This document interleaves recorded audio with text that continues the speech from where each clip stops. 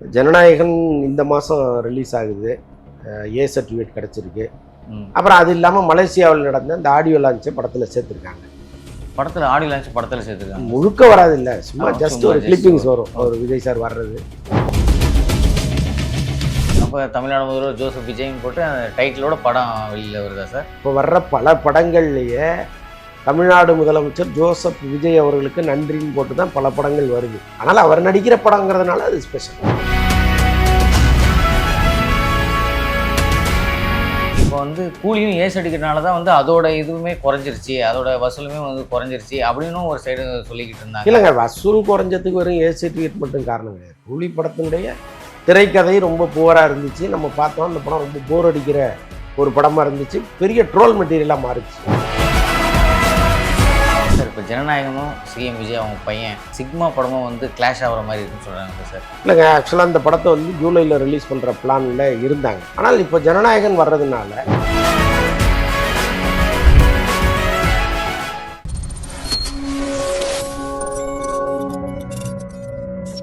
வணக்கம் சார். வணக்கம் சார், ஜனநாயகன் பற்றி ஏதாவது அப்டேட் ஏதாவது வந்திருக்கா சார்? ஜனநாயகன் இந்த மாதம் ரிலீஸ் ஆகுது. ஏ சர்டிஃபிகேட் கிடச்சிருக்கு. இதுவே பெரிய அப்டேட்டு தான். ஏன்னா இத்தனை நாள் அந்த படம் என்னாகும் ஏதாகுங்கிற எந்த விஷயமும் மக்களுக்கு தெரியல. ஏன்னா சென்சார் போர்ட்லேருந்து இந்த சென்சார் சர்டிஃபிகேட்டை அவங்க கொடுக்கவே இல்லை.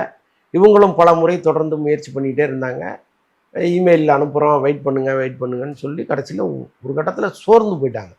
தயாரிப்பாளர் தரப்பும் சரி, விஜய் சாரும் சரி, அவர் நினச்சிருந்தா வாங்கியிருக்கலாம். பட் அதில் ஒன்றும் பெருசாக ஒரு முயற்சி எடுத்துக்கல. தயாரிப்பாளர் மட்டும் ஒரு பக்கம் போராடிக்கிட்டே இருந்தார். ஒரு கட்டத்தில் அவரும் விட்டுட்டார். டிஸ்ட்ரிபியூட்டர்ஸ்லாம் அவங்க பணத்தை திரும்ப வாங்கிங்க அப்படின்னு சொல்கிற அளவுக்கு நிலைமை போச்சு.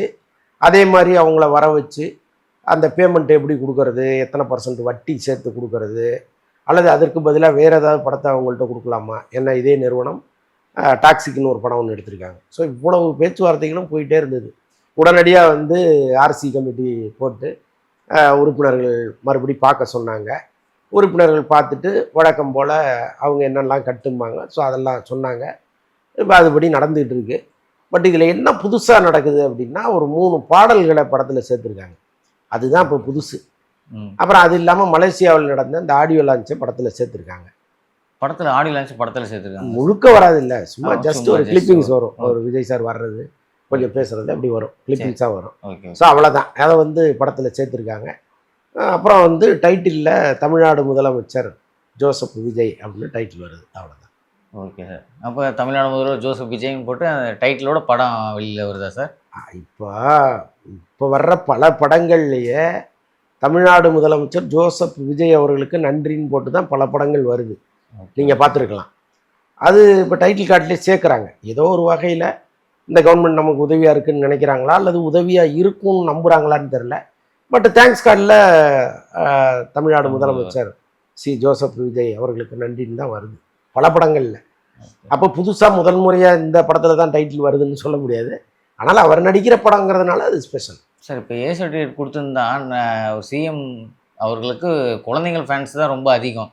இப்போ ஏ சர்டிஃபிகேட்னா அவங்களாம் உள்ளே விட மாட்டாங்க. ஏன்னா ஒவ்வொரு இதுலேயும் வந்து பார்த்தீங்கன்னா ரீல்ஸ் எல்லாம் பார்க்கும்போது விஜய் மாமான்னு குழந்தைங்க எல்லாமே கடைசி படம்னும் போது கடைசியாக தேட்டரில் கூட்டி வரலாம்னா அது கூட்டு வர முடியாது. அது கொஞ்சம் எப்படி சார் அது? ஆமாம், அது ஒரு பெரிய நெருடல் தான். என்ன காரணம்னா, இப்போ நீங்கள் சொன்ன மாதிரி குழந்தைகள் தியேட்டருக்கு வர முடியாதுங்கிறது ஒன்று. இன்னொன்று வந்து இதனுடைய பிஸ்னஸே கொஞ்சம் பாதிக்கப்படும். ஏன்னா இப்போ இந்த ஏ சர்டிஃபிகேட் படங்கள் வந்து இப்போ எஃப்எம்எஸில் பார்க்குறாங்கன்னு வச்சுக்கோங்க. வெளிநாடுகளில் படம் திரையிடுறாங்கன்னா இங்கே மாதிரிலாம் அங்கே கொஞ்சம் லிபரலாக இருக்க மாட்டாங்க. 100% ஸ்ட்ரிக்டாக இருப்பாங்க. இங்கே கூட வந்து சின்ன பசங்க உள்ளே போய் பார்த்துட்டு வந்துடலாம்.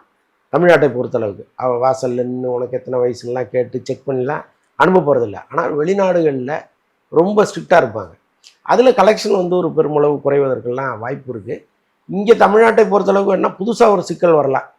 பல எதிர்கட்சிக்காரர்கள் என்னடா விஜய் மீது ஏதாவது இன்றைக்கி என்ன குற்றத்தை சுமத்த முடியும்னு காத்துட்டு இருக்கும் பொழுது சின்ன பசங்க தியேட்டருக்குள்ளே போயிட்டு வந்தால் அதை ஒரு வீடியோ எடுத்து போடுவாங்க. பாருங்கள், ஏ படத்துக்கு உள்ளே போயிட்டு வராங்க பாருங்கள், எப்படி சலுகைகளை வந்து, அதாவது இந்த ரெஸ்ட்ரிக்ஷன்ஸ் எல்லாம் இவங்க எப்படி பயன்படுத்தாமல் இவங்களுக்கு பிடித்த மாதிரி பண்ணுறாங்களோ அப்படிங்கிற மாதிரிலாம் குறைகளை சொல்ல ஆரம்பிப்பாங்க. பட் வெயிட் பண்ணி பார்ப்போம். Okay sir. ஆனால் ஜனநாயகன் படம் வரதுக்கு முன்னாடி பார்த்தீங்கன்னா அது ஒரு பயங்கரமான ஒரு வசூல் அடிக்கக்கூடிய ஒரு படமா அப்படின்னு சொல்லி பேசிக்கிட்டு இருந்தாங்க. இப்போ வந்து கூலியும் ஏஸ் அடிக்கிறதுனால தான் வந்து அதோட இதுவுமே குறைஞ்சிருச்சு, அதோட வசூலுமே வந்து குறைஞ்சிருச்சு அப்படின்னு ஒரு சைடு சொல்லிக்கிட்டு இருந்தாங்க. இல்லைங்க, வசூல் குறைஞ்சதுக்கு வெறும் ஏ சர்டிஃபிகேட் மட்டும் காரணம் கிடையாது. கூலி படத்தினுடைய திரைக்கதை ரொம்ப புவராக இருந்துச்சு. நம்ம பார்த்தோம் அந்த படம் ரொம்ப போர் அடிக்கிற ஒரு படமாக இருந்துச்சு. பெரிய ட்ரோல் மெட்டீரியலாக மாறிச்சு. அதில் ஒரு நாற்காலி ஒன்று வரும், அந்த சேரை வச்சுக்கிட்டு பயங்கர கலாட்டா பண்ணிக்கிட்டு இருந்தாங்க. அப்போ அது படமாகவே சுமாரான படம். ஸோ அதன் காரணமாக அது ஓடலையே தவிர அது ஏ சர்டிஃபிகேட் கிடச்சிருச்சுங்கிறதுனால மட்டுமே இல்லை. இப்போ ஜெயிலர் 2 வந்திருக்கு. அது வந்து பார்த்தீங்கன்னா இதாவது ஒரு 1000 கோடி அடிக்குமா சார் இந்த ஜெயிலர் 2? ஏன்னா ஜெயிலர் 1 வந்து 650 அக்ராஸ்க்கு அது போச்சு. இது வந்து ஒரு 1000 crore பண்ணக்கூடிய ஒரு படம் இருக்குமா சார்? தமிழ் படங்கள் வந்து 1000 crores பண்ண முடியாதுங்கிறதுக்கு நிறைய இங்கே காரணங்கள் இருக்குது. முக்கியமான காரணம் என்னென்னா, இப்போ ஒரு பாலிவுட் படத்தை அவங்க எல்லா மாநிலத்துக்கும் கொண்டு போய் சேர்க்கணும்னு ஒரு பெரிய முயற்சி எடுப்பாங்க. நீங்கள் நல்லா பார்த்தா தெரியும், அமீர் கான்லேருந்து ஷாருக் கான்லேருந்து யாரெல்லாம் பாலிவுட்டில் மிக முக்கியமான நடிகர் நடிகைகளோ எல்லாருமே கிளம்பி ஒவ்வொரு மாநிலமும் போய் ப்ரொமோஷன் பண்ணுவாங்க. அதே மாதிரி வந்து ராஜமௌலி படங்கள் எல்லாமே ஒவ்வொரு மாநிலமும் போய் அந்த நடிகர் நடிகைகள் பிரச்சாரம் பண்ணுவாங்க, ப்ரொமோஷன் பண்ணுவாங்க. அப்போ அந்த படம் பெரிய அளவில் போய் சேரும், எல்லாரும் பார்க்கணுங்கிற ஆர்வம் வரும். ஆனால் நம்ம தமிழ் நடிகர்களை பொறுத்தளவுக்கு அவங்களுக்கு பெரிய ஈகோ கிளாஸ் இருக்குது எப்போவுமே. நான் எதுக்கு வரணும், படத்தை நடித்து கொடுக்குறதோட என் கடமை முடிஞ்சுது, அதுக்கப்புறம் ஓடினா ஓடாட்டின்னாங்கிற மனப்பான்மையோட தான் பல பேர் இங்கே இருக்காங்க. அதனால முதல் காரணம் வந்து எப்போ இது என் படம்னு நினச்சி நீ ஒரு வேலை செய்யலையோ அப்போ அந்த படம் ஓடவும் கூடாதுங்கிறது என்னுடைய தனிப்பட்ட கருத்துன்னே வச்சிங்களேன். ஏன்னா உன் படம் நம்பி அதுக்காக நீ ஒரு அர்ப்பணிப்பை செலுத்தலைன்னா என்னத்துக்கு அந்த படம் 1000 கோடி அடிக்கணும்? அது அவசியம் இல்லையே. அது ஒன்று. இன்னொன்று வந்து இப்போ இந்தி பாலிவுட்டில் வந்து உங்கள் படத்தை அதிக அளவு திரையிடணும்னா 6 வாரத்துக்கு பிறகு தான் நீங்கள் அந்த படத்தை ஓடிடிக்கு கொடுக்கணும். அப்படி இருந்தால் தான் அந்த படத்தையே முதல்ல திரையிடுவாங்க அங்கே. ஆனால் இங்கே தமிழ் படங்களை பொறுத்தளவுக்கு அப்படி இல்லை. இவங்க 4 வாரத்திலேயே அந்த படத்தை ஓடிடிக்கு கொடுத்துட்றாங்க. அப்போ அவங்க இந்த படத்தை தியேட்டரில் ரிலீஸ் பண்ணுறதுக்கு வாய்ப்பே கொடுக்கறதில்ல. டப்பிங் பண்ணி போகிற படங்கள் வேணால் ஓடுமே தவிர ஸ்ட்ரைட்டாக நீங்கள் ரிலீஸ் பண்ண முடியாது. ஸோ அப்படி ஒரு சிக்கல் இருக்குது. ஸோ அதனால் என்ன நடக்குதுன்னா, அதிக அளவு தியேட்டர் கிடைக்காததுனால கலெக்ஷனும் குறைவாக இருக்குது. ஸோ இதுமாதிரி நிறைய அடிப்படை காரணங்கள் இருக்குது. ஏன் நம்மளால் 1000 கோடியை தொட முடியலன்னா அதற்கு அடிப்படையான காரணங்கள் இதெல்லாம். சார் இப்போ ஜனநாயகமும் சிஎம் விஜய் அவங்க பையன் சிக்மா படமும் வந்து கிளாஷ் ஆகிற மாதிரி இருக்குன்னு சொல்கிறாங்க சார். அர்ஜென்ட்டாக ஜனநாயகன் படம் வரதுனால இந்த படம் ரிலீஸ் பண்ணுற மாதிரி பேசிகிட்டு இருக்காங்க, உண்மையாக சார் அது? இல்லைங்க, ஆக்சுவலாக இந்த படத்தை வந்து ஜூலையில் ரிலீஸ் பண்ணுற பிளானில் இருந்தாங்க. ஆனால் இப்போ ஜனநாயகன் வர்றதுனால நிறைய படங்கள் வந்து இந்த மாதம் ரிலீஸ் பண்ண வேண்டிய படங்களை தள்ளி போடுறாங்க. அதில் கட்டாயமாக சிக்மாவும் தள்ளி தான் போகும். ரொம்ப வம்படியாக வந்து அதே நாளில் என் படத்தை ரிலீஸ் பண்ணுவேன்னு அவரும் நிற்க மாட்டார், அந்த படத்தை தயாரித்த லைக்காவும் நிற்க மாட்டாங்க. ஏன்னா லைக்கா நிறுவனம் ஏற்கனவே செட்பேக்கில் இருக்குது. இப்போ விஜய் படத்தோடு வந்து அவருடைய பையன் படமே மோதுதுன்னு வச்சுங்களேன், ஒரே நாளில் படம் பப்படமாகி போச்சுன்னு வச்சுக்கோங்க, அது பெரிய லாஸ் ஆயிரும். அந்த படத்தினுடைய தயாரிப்பாளருக்கு மிகப்பெரிய லாஸ் ஆயிரும். அப்போ அவ்வளோ பெரிய ரிஸ்க் அவங்க எடுக்கவே மாட்டாங்க. இன்னொன்று பேசிக்கலாகவே இங்கே என்ன பண்ணுவாங்கன்னா, எக்ஸிபிட்டர்ஸும் டிஸ்ட்ரிபியூட்டர்ஸும் ஒரு விஜய் மாதிரி ஒரு பெரிய ஹீரோ படம் வந்ததுன்னா மற்ற படங்கள் எதுவும் வர வேண்டாம்னு அவங்களே சொல்லிடுவாங்க. இப்போ உங்களுக்கு தமிழ்நாட்டில் எத்தனை ஒரு 1300 ஸ்க்ரீன் இருக்குன்னா 1300 ஸ்க்ரீன்லையும் ஜனநாயகம் தான் ஓடணும்னு அவங்க நினைப்பாங்க. அது காரணம் என்னன்னா, அவங்க கொடுத்த விலை ஒன்று படத்துக்கு, இன்னொன்று வந்து அந்த கூட்டம், டிக்கெட் விலை, அப்புறம் கேன்டீன்லேருந்து எல்லா இடமும் ஃபுல்லாக இருக்கும். அப்போ ஒரு பெரிய அளவு கலெக்ஷனை பார்க்குறதுன்னா இந்த மாதிரி பெரிய படங்கள் வரும்போது தான் முடியும். அப்போ ஒரு சின்ன படத்தை ரிலீஸ் பண்ணி அதுக்கு ஒரு 200-300 தியேட்டரை ஒதுக்கி அது ஆளே வராமல் போயிட்டாங்கன்னு வச்சுங்க, அந்த லாஸ் எதுக்கு நம்ம வந்து அதுக்கு பெரிய படத்தை போட்டு நம்ம சம்பாதிக்கலாமேங்கிற எண்ணம் தான் வரும். ஸோ அதனால் அவங்க என்ன பண்ணுவாங்க, வேண்டாம் சார் இப்போ கொண்டு வராதீங்கன்னு தான் சொல்லுவாங்க. ஸோ அதனால் சிக்மா வந்து விஜய் படத்தினுடைய ஜனநாயகனோடு மோதுவதற்கு பெரும்பாலும் வாய்ப்பு இல்லை. 99% வாய்ப்பு இல்லை.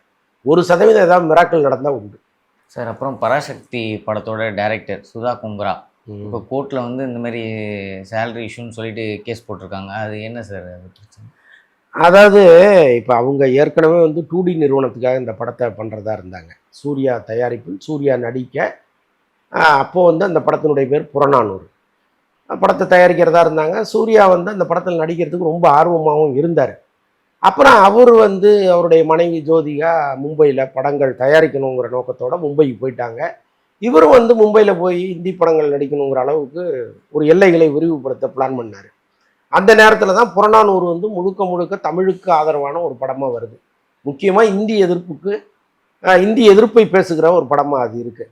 அப்போ நம்ம பாலிவுட்டில் ஒரு தொழிலை பண்ணிக்கிட்டு இந்திக்கு எதிராக ஒரு படம் எடுத்தோம்னா அது கஷ்டமாக போயிருமேன்ட்டு அவர் என்ன பண்ணார், படத்தில் நிறைய கரெக்ஷன் சொல்ல ஆரம்பித்தார். அது அந்த அம்மா ஒத்துக்கல.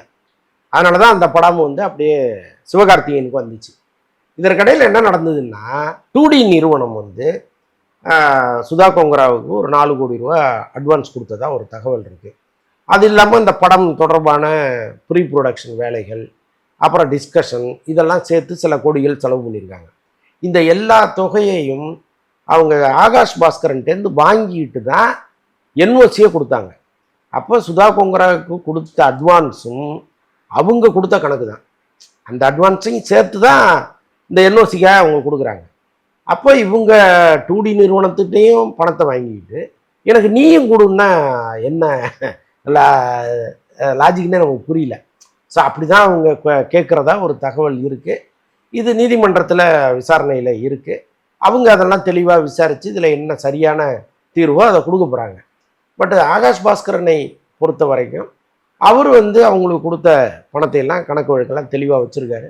ஸோ அதனால் அவங்க பெரிய அளவு இதய முரளி படத்துக்கு கட்டையை போட மாட்டாங்கன்னு நான் நம்புகிறேன்.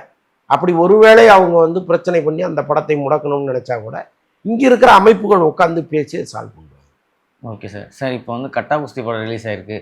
அந்த படத்தில் வந்து பார்த்தீங்கன்னா அவர் விஜய் அவர்களை ட்ரோல் பண்ணுற மாதிரி உள்ள அந்த பாடல்கள்லாம் வச்சுருக்காங்க, காட்சியெல்லாம் வச்சுருக்காங்கன்ற மாதிரி பேசிகிட்டு இருக்காங்க சார். அதை இப்போ வலைதளங்களில் எடுத்து போட்டுட்ருக்காங்க மீம்ஸ் மாதிரி. அதாவதுங்க, அவர் வந்து சில தினங்களுக்கு முன்னாடி ரஜினி குறித்து பேசும்போது தலைவர் ரஜினின்னு சொல்லிட்டு விஜய் பற்றி பேசும்போது விஜய்ன்னு பேசிட்டார். முதல்வர் விஜய் அவர்கள்னு சொல்லணும், சொல்லாமல் விட்டுட்டாருங்கிறது விஜய் ரசிகர்களுடைய எரிச்சலாக இருக்குது. அப்படி நம்ம எடுத்துக்க முடியாது. இப்போ இங்கே வந்து ரஜினியை தலைவர்னு சொல்லி பழகிட்டாங்க எல்லாமே. தலைமை பண்புக்கும் அதுக்கு என்ன சம்மந்தம்னு நமக்கு தெரியல. ஆனால் பல பேர் தலைவர்னு சொல்கிறாங்க. தலைவர் 173, தலைவர் 174ன்னு தான் சொல்கிறாங்க. அது என்ன லாஜிக்குன்னே நமக்கு புரியல.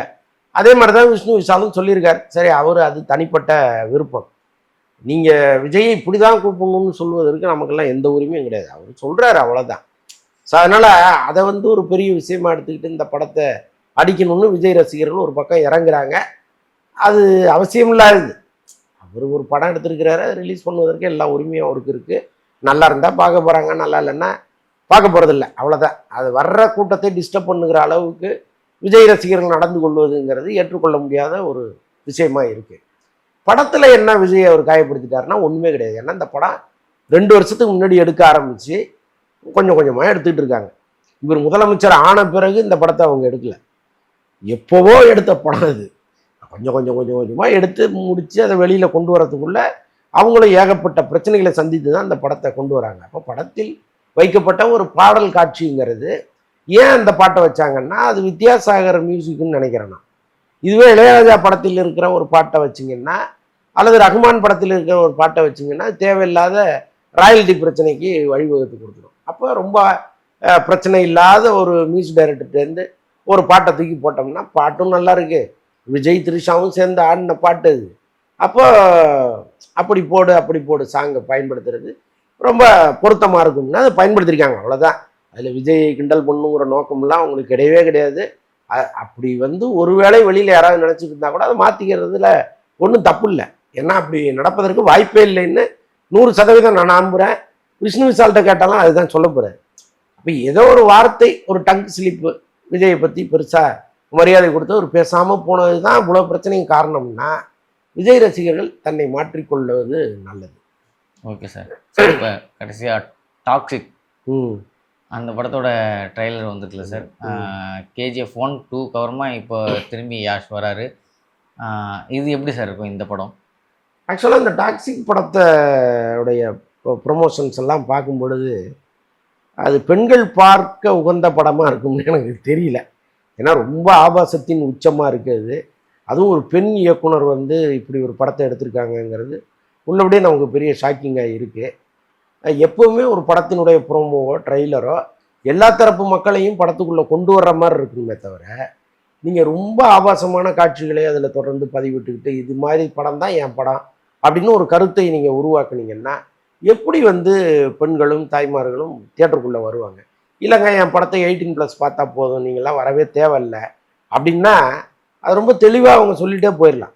இதுக்கப்புறம் வரப்போகிற ப்ரொமோஷன்ஸில் வீட்டில் இருக்கிற பெரியவங்களாம் யாரும் வராதீங்க, நாங்கள் எடுத்ததே வேறு கேட்டகரிக்காக அப்படின்னு அவங்க சொல்லிட்டாங்கன்னா அந்த பிரச்சனையே கிடையாது. ஆனால் ஒரு தயாரிப்பாளர் இத்தனை கோடி போட்டு ஒரு படத்தை எடுக்கிறாரு, அவரை காப்பாற்றணுங்கிற நோக்கத்தோடு தான் ஒருத்தர் ஒரு படம் விளம்பரமே பண்ணணும். படத்துக்குள்ளே இப்படி காட்சி இருக்குன்னா அது படம் பார்க்கும்போது தெரிஞ்சுட்டு போட்டோம். மொத்த படமே இதுதாங்கிற மாதிரி ஒரு வேலையை அவங்க தொடர்ந்து பண்ணிகிட்டே இருக்காங்க அந்த டைரக்டர். அது ரொம்ப ஆச்சரியமாக இருக்கு. சார் இன்னைக்கு ரிலீஸ் ஆன கட்டா குஸ்தி படம் அது எப்படி சார் இருக்குது? ஆடியன்ஸ் மத்தியில் அது எப்படி போய் சேர்ந்துருக்கு? முக்கியமாக அது பெண்கள் பார்க்க வேண்டிய படம், பெண்களுக்கு பெரிய நம்பிக்கை கொடுக்குற ஒரு படமாக இருக்குது.